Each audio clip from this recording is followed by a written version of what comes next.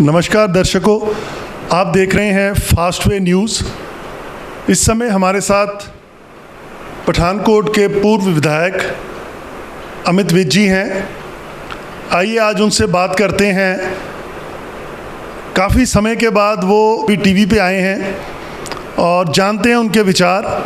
अमित जी, आपका स्वागत है फास्ट वे पे। थैंक यू जी, नमस्कार। हम आपसे जानना चाहते हैं कि इलेक्शन को ख़त्म हुए ऑलमोस्ट 2 महीने हो चुके हैं। आप इलेक्शन आपने लड़ा, आप इलेक्शन हार गए। आप इस इलेक्शन के हार की वजह क्या समझते हैं?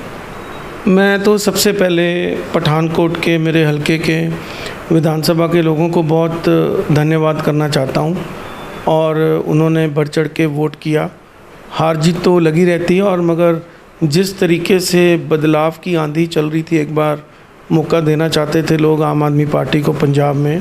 और अगर मैं बाकियों से कंपेयर करूं, मेरे हलके में लोगों ने बहुत ज़्यादा मान, बहुत जगह इज्जत दी, क्योंकि मैं देख रहा था कि अर्बन सिटीज़ में शायद पठानकोट ही होगा जो मोस्टली एक ही होगा जिसमें आम आदमी पार्टी 3rd नंबर पे आई। और मेरे को भी बड़ा रिस्पेक्टेबल वोट पड़े, काम के वोट पड़े। मैं उसके लिए उनका बहुत थैंक्स करता हूँ। काफ़ी कारण रहे पंजाब लेवल पे और लोकल लेवल पे, उसकी इंट्रोस्पेक्शन पार्टी ने भी की है। उसको देखते हुए प्रेसिडेंट, वर्किंग प्रेसिडेंट और भी कई डिसीजंस पार्टी ने लिए हैं और कई आगे हम डिसीजंस लेंगे, ऑर्गेनाइजेशन को और बेटर स्ट्रेंथन करेंगे। तो as far as Pathankot is concern, I am very thankful to people of Pathankot. जिस तरीके से आपने अपने टेन्योर में काम कराए शहर के, अब काफ़ी काम बैलेंस बचे हुए हैं, कॉरपोरेशन आपकी है, इसके बारे में आपका क्या कहना है? काम चलते रहेंगे जी। मैं काम तो हमने ब्रिजेस से लेकर, रोड से लेकर, एजुकेशन से लेकर और even health point of view काफ़ी चीज़ें हमने करी हैं। कॉरपोरेशन मैंने जैसे आपको पहले भी बताया था कि हमें लास्ट के 2 इयर्स मिली थी। अभी भी 30-35 करोड़ के tender along with budget is available, tender लग चुके हैं। मेयर साहब को मैंने रिक्वेस्ट करी है कि आप इमीडिएटली, ये इलेक्शंस तो आते जाते रहते हैं मगर जो पब्लिक को इनकन्वीनियंस नहीं होनी चाहिए, आप इमीडिएटली ऑफिसर्स के साथ मिलकर काम ख़त्म करें। एक ज़रूर है मेरा कि कई काम अधूरे हैं, कई ब्रिजेस, 5 ब्रिजेस थे उसमें काफ़ी हमने कर लिया। और अगर मैं सिर्फ कॉरपोरेशन की बात करूं तो अभी भी मुझे लगता है कि जो मेरा प्लान था अभी 250-300 करोड़ और कॉरपोरेशन में लाकर, जैसे 100 करोड़ का तो मैंने सीवरेज पानी का ही काम करवाया था अपने टाइम और अभी बहुत कम है जो रह गया है। अभी भी 50 किलोमीटर की सीवरेज वाटर पाइपलाइन और 100 किलोमीटर की वाटर पाइपलाइन रिप्लेस होने वाली है, जो मेरी अपनी कैलकुलेशंस हैं, जो मेरी फीडबैक है गलियों में घूमकर। मुझे लगता है कि अब मेयर साहब को रेजोल्यूशन डालकर, और मैं सिटिंग गवर्नमेंट को, आम आदमी पार्टी की मान साहब को रिक्वेस्ट करूंगा, क्योंकि लोकल बॉडीज़ मिनिस्टर भी वही हैं, कि हमारे शहर को 250-300 करोड़ की और ज़रूरत है और जिसमें 100 करोड़ सीवरेज पानी है वो उनको ज़रूर देना चाहिए, ताकि फिर मेयर साहब और अपनी टीम मिलकर उसको ज़मीन पर लगा सकें। और पुराने काम, और मेरी आज भी उनसे बात हुई थी और वो लगे हुए हैं, तो मुझे लगता है ऑफिसर्स के साथ मिलकर नेक्स्ट 6 मंथ्स या 1 ईयर के अंदर ये 30-35 करोड़ के काम ख़त्म कर देंगे। अब आगे जो 30-35 करोड़ से तो शायद काम ना हो सके, तो और भी पैसा चाहिए, वो पैसा कहाँ से आएगा? गवर्नमेंट को देना चाहिए। हम भी लाए थे 100 करोड़, तो मैं आपको बता रहा हूँ सीवरेज वाटर में लाए थे, और 60-70 करोड़ तो PWD से रोड्स पे ही लगवाया है। चाहे मामून की रोड, आप सिटी की रोड्स देखो, आप ढांगू रोड जाओ, ढाकी रोड जाओ, कॉलेज रोड, कहीं भी आपको कहीं टूटी नहीं अब दिखेंगी। रेलवे लाइन का काम कराया, तो पैसा लाना मुश्किल नहीं है, इंटेंशन होनी चाहिए। और जिस तरीके से केजरीवाल साहब कहते हैं कि 35,000 करोड़ की लीकेज उसमें है, 20,000 करोड़ की लीकेज उसमें है, तो अगर लीकेज दूर उनको लगता है तो पैसे की तो कमी नहीं रहनी चाहिए। ढाकी का ओवरब्रिज आपने बनवाया, उसके लिए काफ़ी मेहनत की। What about the elevated track? ढाकी का भी मैं रिक्वेस्ट करूंगा कि जल्दी कंप्लीट करे सरकार, क्योंकि 4 महीने का काम रह गया था।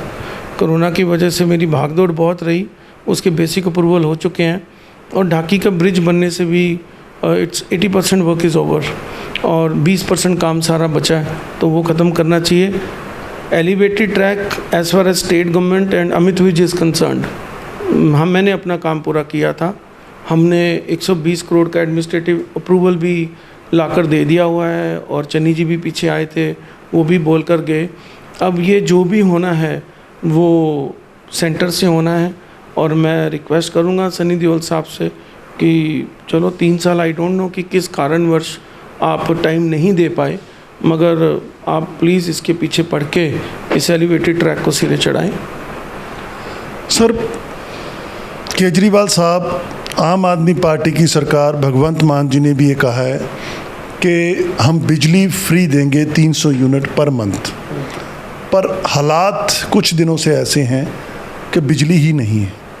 इसके बारे में आपका क्या कहना? देखो, फ्री का भी है, बिजली का आपको मैं बताता हूँ कि बिजली एक ऐसी चीज़ है, अगर आप यूएस से देखें, मैं इसमें आपके सिर्फ 2 मिनट एक्स्ट्रा लूँगा, आप यूएस से देखें, their consumption is 12 time more than India per person. अगर आप वर्ल्ड एवरेज लगाएं तो their consumption is 3 times more than India. It means only developing countries की एंड डेवलप्ड कंट्रीज़ की मैं बात कर रहा हूँ। Power is directly related to GDP. अगर 0.36% या 0.036, मुझे एग्जैक्टली फिगर नहीं याद आ रहा, अगर उसकी कंजम्पशन पावर की बढ़ती है, लोग ज़्यादा यूज़ करते हैं, तो 1% जीडीपी देश की बढ़ती है। यही कारण है कि हम भी, जब हमारी सरकार थी, चन्नी जी ने 3 रुपये बिजली सस्ती करी ताकि लोग पावर यूज़ कर सकें भाई, बच्चे पढ़ सकें, इंटरनेट को ज़्यादा एक्सप्लोर कर सकें, इन्फॉर्मेशन ज़्यादा गैदर कर सकें। अगर बिजली सस्ती होगी, जहाँ 2 घंटे पढ़ते हैं वहाँ 4 घंटे पढ़ सकें, तो उससे आगे बढ़ सकें।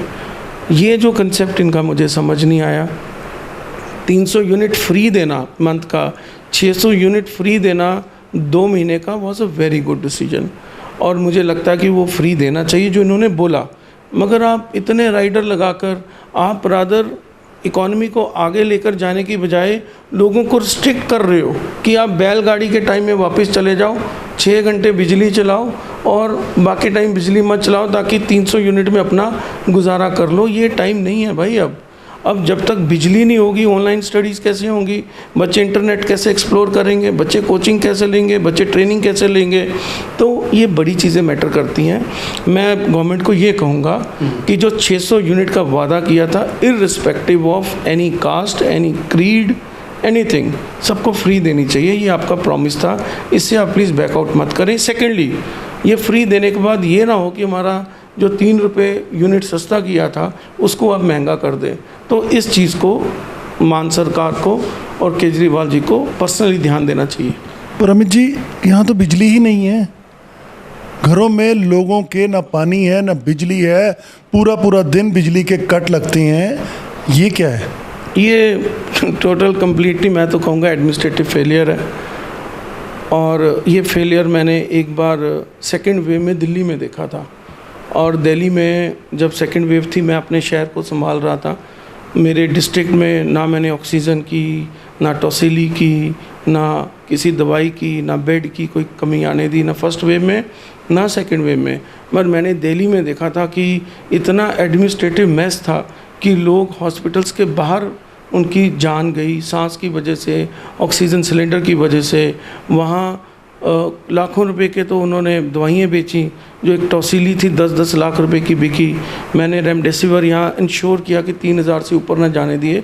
तो वही एडमिनिस्ट्रेटिव फेलियर मैंने जो 2 साल सेकेंड वेव में दिल्ली में देखा, वही एडमिनिस्ट्रेटिव फेलियर यहाँ होते देख रहा हूँ। तो आपका कहने का मतलब है कि ये जो 300 यूनिट बिजली फ्री की बात कर रहे हैं, वो ये कर देंगे क्योंकि बिजली होगी नहीं तो बिल ही नहीं आएगा।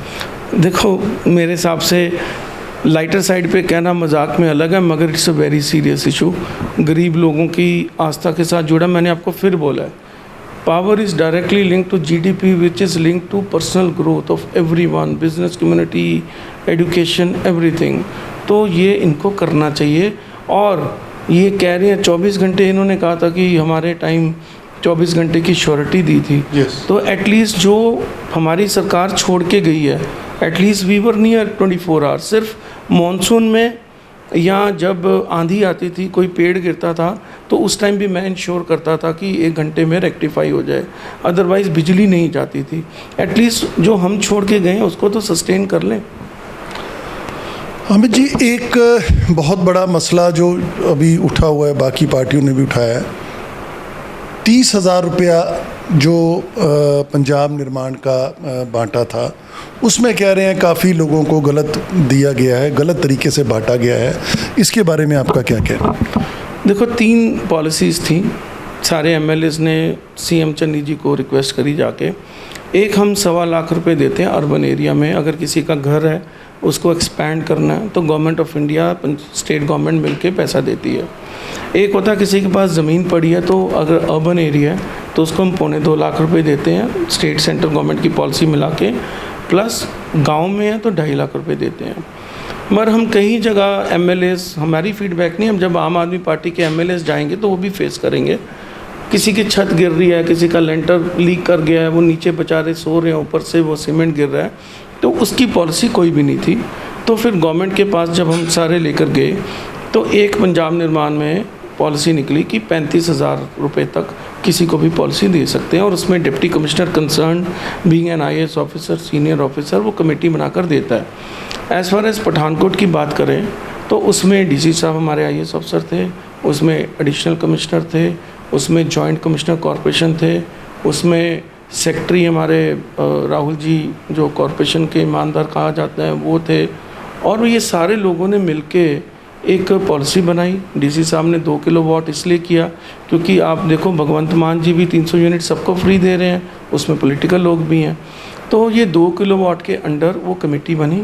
उस कमेटी के अंदर इन लोगों को कहा कि ये 2 किलोवाट की पॉलिसी है और इसमें जो अप्लाई करेगा उसको हम रिपेयर के देंगे, मगर 2 किलोवाट के अंदर सबको, जब बिल सबके माफ़ हो सकते हैं, 300 यूनिट सबको फ्री मिल सकते हैं, 1.5 लाख, 2.25 लाख, 2.5 लाख की policy irrespective of any political affiliation, जो नीडी है उसको मिल सकती है, तो ये सबके लिए थी। जो मुझे याद है 1600 के करीब, 1650, क्योंकि समय कम था, ये पॉलिसी लेट आई थी, सीएम लेट बने थे, तो उस टाइम जो एप्लीकेशंस आई थी उसमें कोई इन्होंने 300-350 रिजेक्ट करी थी और कोई 1200-1300 लोगों को मिला था। यानी कि आपका कहने का मतलब कि जो भी ये पैसा दिया गया ये कमेटी से प्रूव होके उसके बाद ही लोगों को दिया गया। मेरे हिसाब से काउंसलर से पहले अगर किसी ने अपने, किसी का हो सकता है भाई निकल आया हो, किसी का कुछ निकला, क्योंकि एप्लीकेशन तो सब डालेंगे, उनसे पहले ये जो ऑफिसर हैं उनकी जवाबदेही बनेगी।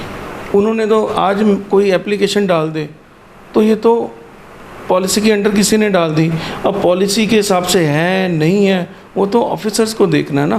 तो फिर सेक्रेटरी, म्यूनसिपल कॉरपोरेशन जो हैं, जॉइंट कमिश्नर हैं, एडिशनल कमिश्नर हैं, उनकी पूरी टीम है, वो सब उन्होंने वेरीफाई किया, दे ऑल आर आंसरेबल। अगर कोई ऐसी चीज़ है तो इसकी इंक्वायरी करने में क्या कराओ, कोई प्रॉब्लम नहीं है, और मेरे हिसाब से पूरा क्राइटेरिया फॉलो होकर हुआ है। अमित जी, ਜਿਹੜਾ ਮਾਨ ਸਰਕਾਰ ਨੇ ਇਹ ਪ੍ਰੋਮਿਸ ਕੀਤਾ ਹੈ ਲੇਡੀਜ਼ ਨੂੰ ਕਿ ਅਸੀਂ 1000 ਰੁਪਏ ਦੇਵਾਂਗੇ, क्या वो 1000 रुपया दे पाएंगे? जो स्थिति चलती पई है ਉਹਦੇ ਹਿਸਾਬ ਨਾਲ, बजट के हिसाब ਨਾਲ, ਜੇ ਤੁਸੀਂ देखा जाए, ਤੁਸੀਂ भी सरकार च पिछे रहे हो, क्या 1000 रुपया दे पाएंगे? देखो, मेरी जो लगता है, जो कैलकुलेशन है केजरीवाल साहब की इलैक्शन तो पहले, क्योंकि मान साहब तो बाद चो आए, ज़्यादा लीड तो केजरीवाल साहब ही कर रहे ही, उन्होंने सी कि मैं 34,000 करोड़ की लीकेज कटाँगा, फिर मैं 20,000 करोड़ माइनिंग च कराँगा, 1,70,000 करोड़ का बजट है। मैं भी विधान सभा रहा, मैं भी पैसा लड़ के लिया रहा अपने हल्के वास्ते। मैनू लगता कि वो साढ़े को जी डेवलपमेंट का, इंफ्रास्ट्रक्चर का जो 34,000 करोड़ का, पता नहीं मैनू केजरीवाल साहब ने फिगर कितों कढ़िया है। 20,000 करोड़ माइनिंग का तो मैनू क्लैरिटी है कि है मैक्सिमम 800-900 करोड़ तक जा सकते हैं, जानते सही, मगर प्रोवाइडेड रेता महंगी ना करन, जिस तरह हूँ 16,000 रुपये ट्रॉली हो गई है। 34,000 करोड़ का या तो एजे 1,70,000 तो कट सकते हैं, और चो नहीं हो सकता, क्योंकि और चो तो सिर्फ 11,000 करोड़ इंफ्रास्ट्रक्चर बजट वास्ते बचता सी, बाकी तो सैलरीज और पेंशनस और सबसिडीज़ च चला जाता है, और 11,000 करोड़ चो तुम 34,000 कट नहीं सकते करोड़। नहीं, क्या फिर टैक्स लाने लोगों के ऊपर? नहीं है, मैनू यही लगता है कि इन्हों लगता पता नहीं चोरी बहुत है GST की। मैं मान साहब नूं दसना चाहना कि GST च 80-85% बिजनेस ऑर्गेनाइज हो गया है, और सिर्फ 15-20% ਜੇ ਹੋਏਗਾ ਤੇ ਅਨਆਰਗੇਨਾਈਜ਼ਡ ਹੋਏਗਾ। ਉਹ ਵੀ ਜਿਹੜੇ ਵਿਚਾਰੇ ਬਹੁਤ ਛੋਟੇ ਵਪਾਰੀ ਹੈ ਜਿਨ੍ਹਾਂ ਨੂੰ ਡੀਮੋਨੇਟਾਈਜੇਸ਼ਨ ਦੀ ਮਾਰ ਪਈ ਦੀ ਹੈ, ਉਹ ਆਪਣਾ ਇੰਨਾ ਖਰਚਾ ਨਹੀਂ ਕਰ ਸਕਦੇ ਕਿ ਚਾਰਟਰਡ ਅਕਾਊਂਟੈਂਟ ਦੀ ਫੀਸਾਂ ਦੇ ਦੇਣ, ਇਹ ਦੇ ਦੇਣ, ਆਪੇ ਵਿਚਾਰੇ ਆਪੇ ਕੁਝ ਕਰਦੇ ਹੋਣਗੇ। ਉਹ ਵੀ ਜੇ 12,000 ਕਰੋੜ ਦਾ, ਮੈਨੂੰ ਜੋ ਪਤਾ ਹੈ ਕਿ 12,000 ਕਰੋੜ ਦੀ ਐਵਰੇਜ GST ਦੀ ਕਲੈਕਸ਼ਨ ਹੈ ਸਾਡੀ, ਔਰ GST ਦੀ ਸਿਰਫ ਗੱਲ ਕਰ ਰਹੇ ਹਾਂ, ਬਾਕੀ ਅਲੱਗ ਹੋਏਗਾ। ਉਹਦੇ ਵਿੱਚ ਇਸ ਸਾਲ 16,000 ਕਰੋੜ ਹੋਈ ਹੈ ਕਿਉਂਕਿ ਇਨਫਲੇਸ਼ਨ ਕਰਕੇ ਰੇਟ ਵਧੇ ਨੇ ਦਾਲਾਂ ਦੇ ਸਾਰਿਆਂ ਦੇ। ਪਲੱਸ ਜੇ 15,000 ਕਰੋੜ ਵੀ ਮੰਗ ਲਓ ਅਤੇ ਜੇ 20% ਵੀ ਅਨਆਰਗੇਨਾਈਜ਼ਡ ਹੈ ਅਤੇ ਉਹਦੇ ਵਿੱਚ ਤੁਹਾਡਾ 3,000 ਕਰੋੜ ਰੁਪਇਆ ਲੱਗਦਾ ਕਿ ਜਿਹਦੇ ਉੱਪਰ ਹੈ ਟਾਈਟ ਕਰ ਸਕਦੇ ਨੇ। ਮਗਰ ਮੇਰੀ ਮਾਨ ਸਾਹਿਬ ਨੂੰ ਇੱਕ ਰਿਕੁਐਸਟ ਹੋਏਗੀ, ਕਿਉਂਕਿ ਮੈਂ ਇੱਕ ਬਿਜ਼ਨਸ ਕਮਿਊਨਿਟੀ ਟ੍ਰੇਡ ਲੋਕਾਂ ਦੇ ਜਿਹੜੇ ਸਾਡੇ ਮੇਨਲੀ ਇੱਥੇ ਟ੍ਰੇਡਰਸ ਨੇ ਪਠਾਨਕੋਟ, ਉੱਥੋਂ ਆ ਕਿ ਇੰਨਾ ਵੀ ਨਾ ਸਕਵੀਜ਼ ਕਰ ਦਿਓ ਕਿ ਜਿਹੜਾ ਅਮੀਰ ਤੋਂ ਅਮੀਰ ਹੁੰਦਾ ਜਾਏ ਅਤੇ ਗਰੀਬ ਆਦਮੀ ਦੀ ਤੁਸੀਂ ਮੰਜੀ ਠੋਕ ਦਿਓ। ਅਤੇ ਜੇ ਇਹ ਟੈਕਸਿਸ ਵੀ ਲਾਉਣ ਤਾਂ ਬੜੇ ਸੋਚ ਸਮਝ ਕੇ ਲਾਉਣ। ਹੁਣ 34,000 ਕਰੋੜ ਸਿਰਫ ਇਲੈਕਸ਼ਨ ਜਿੱਤਣ ਵਾਸਤੇ ਜਾਂ 20,000 ਕਰੋੜ ਇਲੈਕਸ਼ਨ ਜਿੱਤਣ ਵਾਸਤੇ ਉਹਨਾਂ ਨੇ ਬੋਲ ਦਿੱਤਾ ਹੈ ਅਤੇ ਫਿਰ ਤਾਂ ਬੜੀ ਗਲਤ ਹੈ। ਮੈਨੂੰ ਲੱਭਦਾ ਨਹੀਂ ਕਿ ਇਹ ਰਿਕਵਰੇਬਲ ਹੈਗਾ ਜੋ ਉਹਨਾਂ ਨੇ ਬੋਲਿਆ, ਕਿਉਂਕਿ ਜੇ ਇਹ ਹੁੰਦਾ ਜਿਸ ਤਰ੍ਹਾਂ ਇਹਨਾਂ ਨੇ ਕਿਹਾ ਜੀ, ਪਿੱਛੇ ਮੈਂ ਕੇਜਰੀਵਾਲ ਸਾਹਿਬ ਦਾ ਸੁਣਿਆ ਜੀ 1 ਮਹੀਨੇ ਦੇ ਅੰਦਰ ਇੰਨੀ ਚੋਰੀ ਰੋਕਤੀ ਕਿ ਅਸੀਂ ਬਿਜਲੀ ਫ੍ਰੀ ਦੇ ਪਾ ਰਹੇ ਹਾਂ।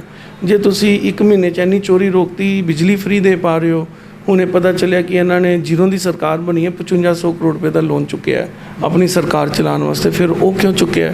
ਅਤੇ ਇਹ ਸਾਰੀ ਚੀਜ਼ਾਂ ਮੈਨੂੰ ਲੱਗਦਾ ਲੋਕਾਂ ਨੂੰ ਵੀ ਡਿਟੇਲ 'ਚ ਜਾਣਾ ਚਾਹੀਦਾ। ਹਾਂ, ਮੈਂ ਬਹੁਤ ਖੁਸ਼ ਹੋਵਾਂਗਾ ਜੇ 600 ਯੂਨਿਟ 2 ਮਹੀਨੇ ਦੇ ਕੰਪਲੀਟਲੀ ਫ੍ਰੀ ਵਿਦਾਊਟ ਐਨੀ ਕੰਡੀਸ਼ਨ, ਪਲੱਸ 1000 ਰੁਪਏ ਵੂਮੈਨ ਜਿਨ੍ਹਾਂ ਨੇ ਵਿਸ਼ਵਾਸ ਕਰਕੇ ਤੁਹਾਨੂੰ ਇੰਨਾ ਵੋਟ ਪਾਇਆ, ਉਹ ਵਿਸ਼ਵਾਸ ਪੰਜਾਬ ਦਾ ਪੂਰਾ ਕਰਨਾ ਚਾਹੀਦਾ। ਅਮਿਤ ਜੀ, ਗੱਲ ਦੱਸੋ, ਫਾਰਮਰਸ ਦੇ ਉੱਪਰ ਕੇਜਰੀਵਾਲ ਸਾਹਿਬ ਨੇ ਕਿਹਾ ਸੀਗਾ ਵੀ ਜਿਹੜੇ ਸੁਸਾਈਡ ਹੋ ਰਹੇ ਆ ਨਹੀਂ ਹੋਣ ਦਿਆਂਗੇ, ਉਸ ਤੋਂ ਬਾਅਦ ਵੀ ਬੜੀ ਉਹਨਾਂ 'ਚ ਬੇਚੈਨੀ ਹੈ ਔਰ ਉਹ ਚੱਲ ਰਿਹਾ, ਉਹਦੇ ਬਾਰੇ ਕੀ ਕਹਿਣਾ? ਮੈਨੂੰ ਲੱਗਦਾ ਕਿ ਉਹਨਾਂ ਦੀ ਮੈਂ ਵੀ ਪੜ੍ਹੀ ਸੀ, ਸਟੇਟਮੈਂਟ ਸੁਣੀ ਸੀ ਕਿ 1 ਅਪ੍ਰੈਲ ਤੋਂ ਬਾਅਦ 30 ਮਾਰਚ ਵਿੱਚ ਰਿਜ਼ਲਟ ਆਏਗਾ, ਅਪ੍ਰੈਲ ਤੋਂ ਬਾਅਦ ਸੁਸਾਈਡ ਨਹੀਂ ਹੋਏਗੀ। ਮੇਰੇ ਖਿਆਲ 26 ਜਾਂ 28, I don't know exact figure, ਇੰਨੀ ਸੁਸਾਈਡਸ ਹੋ ਚੁੱਕੀਆਂ ਅਪ੍ਰੈਲ ਮਹੀਨੇ ਹੀ। ਔਰ ਮੈਨੂੰ ਲੱਗਦਾ ਕਿ ਮਾਨ ਸਾਹਿਬ ਨੂੰ ਫਾਰਮਰਸ ਵਾਸਤੇ ਕੰਪਨਸੇਟ ਕਰਨਾ ਚਾਹੀਦਾ। ਔਰ ਸਾਡੇ ਅੰਨਦਾਤਾ ਨੇ ਸਟੇਟਮੈਂਟਾਂ ਤੇ ਵੱਡੀਆਂ ਦੇਤੀਆਂ ਬਹੁਤ ਜ਼ਿਆਦਾ, ਮਗਰ ਐਟਲੀਸਟ ਉਹ ਬਾਅਦ 'ਚੋਂ ਦੇਖ ਲਾਂਗੇ, ਉਹ ਤਾਂ ਲੋਕ ਆਪੇ ਜਵਾਬ ਦੇ ਦੇਣਗੇ। ਮਗਰ ਜਿਹੜਾ ਹੁਣ ਕ੍ਰਾਈਸਿਸ ਆ ਗਿਆ ਉਹਨੂੰ ਮੈਨੇਜ ਕਰਨਾ ਚਾਹੀਦਾ ਔਰ ਫਾਰਮਰਸ ਦੇ ਨਾਲ ਜਾ ਕੇ ਖੜਾ ਹੋਣਾ ਚਾਹੀਦਾ। ਅਸੀਂ ਤਾਂ ਜਾ ਕੇ ਉਹਨਾਂ ਦੀ ਆਵਾਜ਼ ਚੁੱਕ ਸਕਦੇ ਹਾਂ, ਜੋ ਸਾਡੇ ਲੀਡਰਸ ਚੁੱਕ ਵੀ ਰਹੇ ਨੇ, ਅਸੀਂ ਵੀ ਕਰ ਰਹੇ ਹਾਂ। ਮਗਰ ਗੌਰਮੈਂਟ ਕੋਲ ਪਾਵਰ ਹੁੰਦੀ ਹੈ ਉਹਨਾਂ ਨੂੰ ਰਿਲੀਫ ਦੇਣ ਦੀ, ਗੌਰਮੈਂਟ ਨੂੰ ਇਮੀਡੀਏਟਲੀ ਕਿਸਾਨਾਂ ਨੂੰ ਰਿਲੀਫ ਦੇਣਾ ਚਾਹੀਦਾ। ਅਮਿਤ ਜੀ, ਇੱਕ ਹੋਰ ਗੱਲ ਸੁਣਨ 'ਚ ਆ ਰਹੀ ਹੈ ਵੀ ਜਿੱਦਾਂ ਇਹਨਾਂ ਨੇ ਦਿੱਲੀ ਗੌਰਮੈਂਟ ਨਾਲ ਵੀ ਐਗਰੀਮੈਂਟ ਕੀਤਾ ਹੈ ਸਰਕਾਰ ਨੇ, ਉਹਦਾ ਕੀ ਸਿਸਟਮ ਰਹੇਗਾ ਜਿੱਦਾਂ ਇਹ ਕਰ ਰਹੇ ਨੇ? ਕਿਆ ਸਾਡੇ ਪੰਜਾਬ ਦੇ ਜਿਹੜੇ ਆਫਿਸਰਸ ਨੇ, ਦੇ ਆਰ ਨਾਟ ਕੈਪੇਬਲ? ਦੇਖੋ, 2 decisions I personally have not liked. ਦੇਖੋ, ਡਾਕਟਰ ਮਨਮੋਹਨ ਸਿੰਘ ਵਰਗੇ ਨੂੰ ਜੇ ਅਸਾਮ ਗੌਰਮੈਂਟ ਰਾਜ ਸਭਾ ਦਿੰਦੀ ਹੈ ਜਾਂ ਅਰੁਣਾਚਲ ਦੇ ਆਪਣੇ ਵੱਲੋਂ, ਤੇ bloody it's a matter of pride. You are, opting for giving a Rajya Sabha seat to a person who is a world level international entity. And who is capable of this? ਹੁਣ ਤੁਸੀਂ ਇਹੋ ਜਿਹੇ 2 ਬੰਦਿਆਂ ਨੂੰ ਦੇ ਦਿੱਤਾ ਜਿਨ੍ਹਾਂ ਦਾ ਕੋਈ ਲੈਣਾ ਨਹੀਂ, ਕੋਈ ਦੇਣਾ ਨਹੀਂ, ਔਰ ਪੰਜਾਬ ਦੇ ਵਿੱਚ ਨਾ ਉਹਨਾਂ ਦੀ ਕੋਈ ਕੰਟਰੀਬਿਊਸ਼ਨ, ਔਰ ਹਰ ਇੱਕ MLA ਦਾ ਵੋਟ, ਹਰ ਇੱਕ ਹਲਕੇ ਦੇ ਬੰਦੇ ਦਾ ਵੋਟ ਉਹਨੂੰ ਪੈਂਦਾ ਹੈ। ਮੈਨੂੰ ਲੱਗਦਾ ਇੱਕ ਰਾਜ ਸਭਾ ਦਾ ਡਿਸੀਜਨ ਗਲਤ ਦਿੱਤਾ। ਸਾਡੀ ਆਵਾਜ਼ ਕੀ ਚੁੱਕਣਗੇ ਉੱਪਰ ਜਾ ਕੇ? ਸੈਕੰਡਲੀ, ਜੇ ਮੈਂ ਕੰਪੇਅਰ ਕਰਾਂ, we are Punjab, we are not Delhi. Had it been Delhi, yes, UT officers are very good. ਅਸੀਂ ਪੰਜਾਬ ਆ ਜਿਹਦੇ ਵਿੱਚ ਅਰਬਨ ਵੀ ਹੈ, ਰੂਰਲ ਵੀ ਹੈ, ਜਿਹਦੇ ਵਿੱਚ ਬਾਰਡਰ ਵੀ ਹੈ। And if you personally ask me ਕਿ ਜੇ ਪੰਜਾਬ ਕੌਣ ਬੈਟਰ ਚਲਾ ਸਕਦਾ ਹੈ, ਸਾਡੇ ਆਫਿਸਰਸ ਪੰਜਾਬ ਕਾਡਰ ਦੇ ਜਿੰਨਾ ਐਕਸਪੀਰੀਅੰਸ ਲੈ ਚੁੱਕੇ ਦੇ ਨੇ, including IPS, including IAS, everyone, PCS, as far as UT is concerned, Punjab ਨੂੰ ਚਲਾਉਣ ਵਾਸਤੇ they are far better than UT। ਕਿਉਂਕਿ UT ਵਾਲੇ ਇਹ ਨਹੀਂ ਹੈ ਕਿ ਉਹ ਮਾੜੇ ਨੇ, ਉਹਨਾਂ ਕੋਲ ਐਕਸਪੀਰੀਅੰਸ ਹੈ ਨਹੀਂ। they don't have land, they don't know what is a rural, they don't know what is border area। ਕਦੀ ਉਹਨਾਂ ਨੇ ਐਕਸਪੀਰੀਅੰਸ ਨਹੀਂ ਕੀਤਾ ਤੇ ਗਾਈਡ ਕੀ ਕਰਨਗੇ? ਹੁਣ ਇਹ ਕੰਪੇਅਰ ਕਰਦੇ ਨੇ ਕਿ ਜੀ ਸਕੂਲ ਖੋਲ੍ਹ ਦਾਂਗੇ। ਅਰੇ ਐਜੂਕੇਸ਼ਨ ਵਿੱਚ ਆਲਰੇਡੀ 2021 ਗਵਰਨਮੈਂਟ ਆਫ ਇੰਡੀਆ ਦਾ ਜਿਹੜਾ ਸਰਵੇ ਆਇਆ ਸੀ, ਉਹਦੇ ਵਿੱਚ Punjab has performed better than Delhi. ਅਤੇ ਜੇ ਤੁਸੀਂ ਸਕੂਲ ਹੀ ਬਣਾਉਣਾ ਤੇ ਸਕੂਲ ਬਣਾਓ ਨਾ, ਐਕਸਾਈਜ਼ ਕਿਉਂ ਦੇ ਦਿੱਤੀ ਬਈ ਉਹਨਾਂ ਨੂੰ? ਸਾਡੀ ਲੈਂਡ ਹੈ, town and country planning is our department. Town and country planning 'ਚ ਦਿੱਲੀ ਦੇ ਅਫਸਰਾਂ ਨੇ ਕੀ ਨਵੀਂ ਚੀਜ਼ ਕਰ ਦੇਣੀ ਉਹਦੇ ਵਿੱਚ? ਕਿਆ ਸਾਡੇ ਕੋਲ? ਤਾਂ ਮੈਨੂੰ ਲੱਗਦਾ ਕਿ ਇਹ ਸਿਰਫ ਅਪਮੈਨਸ਼ਿਪ ਦਿਖਾਉਣ ਦੀ ਕੋਸ਼ਿਸ਼ ਕੀਤੀ ਜਾ ਰਹੀ ਹੈ ਔਰ ਸਾਡੇ ਆਫਿਸਰਸ ਨੂੰ ਡੀਗ੍ਰੇਡ ਕਰਨ ਦੀ ਕੋਸ਼ਿਸ਼ ਕੀਤੀ ਜਾ ਰਹੀ ਹੈ। ਅਸੀਂ ਇਹ 'ਚ ਨਹੀਂ ਪੈਣਾ ਚਾਹੁੰਦੇ ਔਰ ਮੈਂ ਹੀ ਕਹਾਂਗਾ ਕਿ at the end of the day agreement non agreement, ਜਿਹੜੀ ਕਮਿਟਮੈਂਟ ਹੈ, ਜਿਹੜੀ ਪੰਜਾਬ ਦੇ ਵਾਸਤੇ ਬੈਟਰ ਚੀਜ਼ਾਂ ਹੈ, ਉਹ ਮਾਨ ਸਾਹਿਬ ਨੂੰ ਕਰਵਾਉਣੀਆਂ ਚਾਹੀਦੀਆਂ। ਅਤੇ ਮੈਂ ਮਾਨ ਸਾਹਿਬ ਨੂੰ ਇੱਕ ਹੋਰ ਰਿਕੁਐਸਟ ਕਰਾਂਗਾ, ਮੇਰੇ ਵੱਡੇ ਬ੍ਰਦਰ ਵੀ ਨੇ, ਸਾਡੇ ਪੰਜਾਬੀ ਨੇ, for me he is my chief minister irrespective of any party. ਮੈਂ ਮਾਨ ਸਾਹਿਬ ਨੂੰ ਇਹੀ ਕਹਾਂਗਾ, ਮਾਨ ਸਾਹਿਬ ਜਿੱਥੇ ਤੁਹਾਨੂੰ ਲੱਗੇ ਕਿ ਪੰਜਾਬ ਦੇ ਹੱਕ ਮਰੇ ਜਾ ਰਹੇ ਨੇ ਉੱਥੇ ਸਟੈਂਡ ਲੈ ਲਿਓ, ਉੱਥੇ ਅਹਿਸਾਨ ਦੇ ਥੱਲੇ ਨਾ ਰਿਓ ਕਿ ਕਿਹਦੇ ਕਰਕੇ CM ਬਣਿਆ, ਕਿਹਦੇ ਕਰਕੇ ਨਹੀਂ ਬਣਿਆ। ਉੱਥੇ ਸਟੈਂਡ ਲੈ ਲਿਓ, ਆਪਣੇ ਪੰਜਾਬ ਨੂੰ ਬਚਾ ਲਿਓ। ਬੜੀ ਅੱਛੀ ਗੱਲ ਕਹੀ ਤੁਸੀਂ ਅਮਿਤ ਜੀ। ਹੁਣ ਇਹ ਦੱਸੋ ਵੀ ਕਾਂਗਰਸ ਦੇ ਵਿੱਚ ਹੁਣ ਕਾਫੀ ਫੇਰ ਬਦਲ ਕਰਤਾ ਹੈ, ਨਵੇਂ ਪ੍ਰਧਾਨ ਆ ਗਏ ਨੇ, ਰਾਜਾ ਵੜਿੰਗ ਆ ਗਏ ਨੇ। ਕੀ ਤੁਹਾਨੂੰ ਲੱਗਦਾ ਹੈ ਜਿਹੜੇ ਪਿੱਛੇ ਇਹ ਸਿੱਧੂ, ਜਾਖੜ ਸਾਹਿਬ, ਹੋਰ ਬੜੇ ਲੀਡਰਾਂ 'ਚ ਆਪਸ 'ਚ ਜਿਹੜੀ ਮਿਸਅੰਡਰਸਟੈਂਡਿੰਗ ਚੱਲਦੀ ਪਈ ਸੀ, ਉਹ ਨਵੀਂ ਲੀਡਰਸ਼ਿਪ ਨਾਲ ਕੀ ਫਰਕ ਪਏ? ਦੇਖੋ, ਮੈਂ ਤੁਹਾਨੂੰ ਕਿਹਾ ਨਾ, ਇੰਟਰੋਸਪੈਕਸ਼ਨ ਨਾਲ ਹੋਇਆ ਔਰ ਸਾਰੇ ਲੀਡਰਸ ਦੀ ਰਜਾਮੰਦੀ ਨਾਲ ਹੋਇਆ। ਔਰ ਰਾਜਾ ਵੜਿੰਗ ਮੇਰੇ ਬ੍ਰਦਰ ਨੇ, ਮੈਂ 5 ਸਾਲ ਉਹਨਾਂ ਨਾਲ ਬੜਾ ਕਲੋਜ਼ਲੀ ਕੰਮ ਕੀਤਾ ਵਿਧਾਨ ਸਭਾ ਵਿੱਚ। Very energetic person, very energetic. Ashu ਜੀ ਔਰ ਬਹੁਤ ਐਨਰਜੈਟਿਕ ਨੇ, ਵਰਕਿੰਗ ਪ੍ਰੈਜ਼ੀਡੈਂਟ ਆਏ ਨੇ।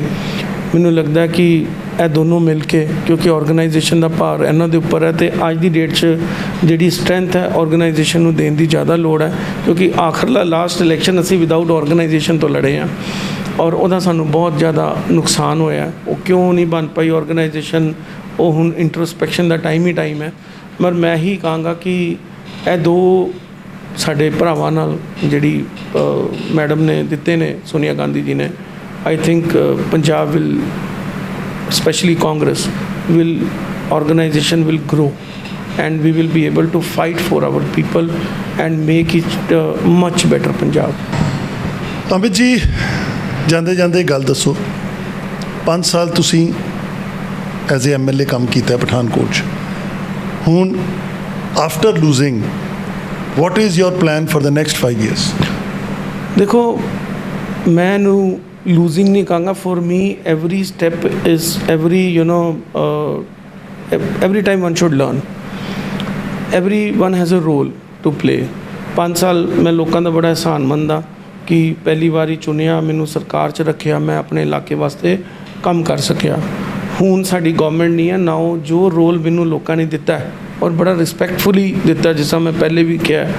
ਹੁਣ ਲੋਕਾਂ ਦੀ ਆਵਾਜ਼, ਲੋਕਾਂ ਦੇ ਹੱਕ, ਪੰਜਾਬ ਦੇ ਹੱਕ, ਉਹਨਾਂ ਵਾਸਤੇ ਅਸੀਂ ਫਾਈਟ ਕਰਾਂਗੇ with a positive mindset. Note ਕਿ ਕਿਸੇ ਨੂੰ ਗਲਤ ਕਹਿਣਾ ਤੇ ਗਲਤ ਹੈ। ਜੇ ਕੰਮ ਠੀਕ ਕਰਨਗੇ ਤਾਂ ਠੀਕ ਹੈ, ਜੇ ਕੰਮ ਠੀਕ ਨਹੀਂ ਕਰਨਗੇ ਆਵਾਜ਼ ਜ਼ਰੂਰ ਚੁੱਕਾਂਗੇ ਤਾਂ ਕਿ ਕੰਮ ਠੀਕ ਕਰ ਸਕਣ। ਮਗਰ ਸਾਡੀ ਜਿਹੜੀ ਆਵਾਜ਼ ਹੈ, ਮੈਂ ਸਰਕਾਰ ਨੂੰ ਇੱਕੋ ਹੀ ਰਿਕੁਐਸਟ ਕਰਾਂਗਾ ਕਿ I am not a person of negative mindset. They should take it positive. If we will speak something, it means it's coming out from the people and we are talking for the people। ਔਰ ਉਹਨੂੰ ਸੁਣ ਕੇ, ਉਹਨੂੰ ਸਮਝ ਕੇ positively ਸਾਨੂੰ ਲੈਣ, ਤਾਂ ਕਿ ਇੱਕ ਬੜੀ ਹੀ ਕੰਸਟਰਕਟਿਵ ਆਪੋਜੀਸ਼ਨ ਅਸੀਂ ਬਣੀਏ, ਤਾਂ ਕਿ ਅਸੀਂ ਤੇ ਰੂਲਿੰਗ ਪਾਰਟੀ ਮਿਲ ਕੇ ਪੰਜਾਬ ਨੂੰ ਅੱਗੇ ਲੈ ਕੇ ਜਾ ਸਕੀਏ। ਇਹ ਸੀਗੇ ਅਮਿਤ ਵਿਜ ਜੀ, ਸਾਡੇ ਐਕਸ MLA।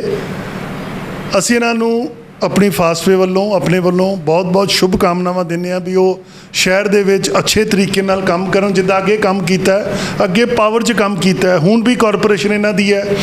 ਅੱਜ ਵੀ ਜੇ ਕੰਮ ਕਰਨਾ ਚਾਹਣ ਤਾਂ ਬਹੁਤ ਵਧੀਆ ਤਰੀਕੇ ਨਾਲ ਸ਼ਹਿਰ ਦਾ ਵਿਕਾਸ ਹੋ ਸਕਦਾ ਹੈ ਔਰ ਸਾਨੂੰ ਉਮੀਦ ਹੈ ਕਰਨਗੇ। ਸਾਡੀ शुभ कामनाएं। Thank you ji.